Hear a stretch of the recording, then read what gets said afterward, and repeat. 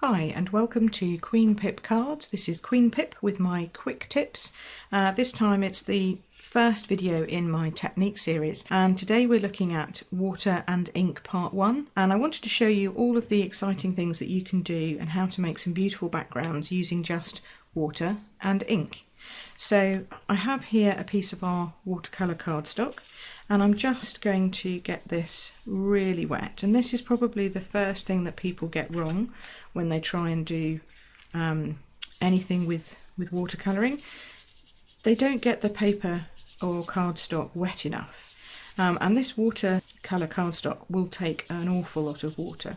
And if you just squeeze it out the end of your aqua painter, you can see there, it looks like it's sitting on it, but it actually will soak in.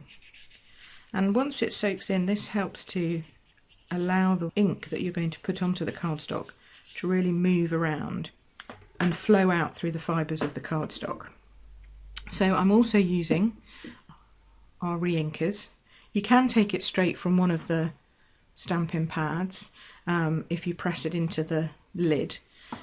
But actually I find that a re-inker is brilliant. You just need a couple of drops. This is Pool Party. So I'm just going to put a drop or two on a piece of, it's just a piece of craft mat. That's Blushing Bride, and then I've got here Old Olive as well. And you don't need very much. Re-inkers go a long way. But what you're going to do is you're going to take some of the colour, and depending on how dark you want it to be on your final project, depends on how much you use. So you could start off really dark and lighten it as you go. And I'm literally just going to dab it onto the cardstock, and you can see, hopefully, that this is just flowing down the fibres of the cardstock and following the water.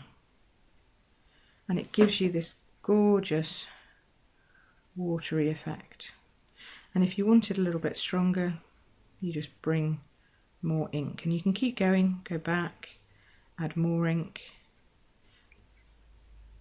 And it really is, every piece will be unique and different, and every piece you can make it whichever colour you want. And then once you're happy with the pinks,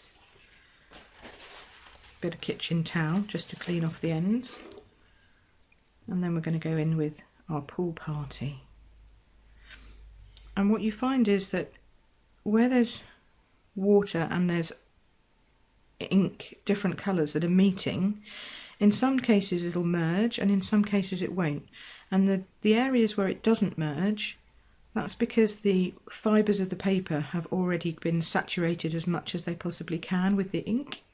And the ones where they merge and form a new colour is where there's still room for the two colours to flow down the fibre in the paper. And you can just really play around as much as you want to. Add more water, and then finally I'm going to go in with the Old Olive, and this is quite a dark colour, so you're going to want to not overwhelm the colours that are there, but just add to them. And you can do your edges, and you get that lovely starring effect. And that is a quick tip to create a beautiful watercolour background. Then once that's dried, and it will take a while, and it may curve, but that's okay, it will flatten out again as you go. Leave that aside to dry, and you say, well, that's all very well and good, but what can you create with something like that? I used that exact same background to form the background of this card, and I think it picks up very nicely the Blushing Bride cardstock and the Blushing Bride image stamped there with the balloon celebration. So that's my quick tips: watercolour cardstock, re-inkers, aqua painter and water, and you too can create something like that. Hope that helped. Come back again next time. Thank you.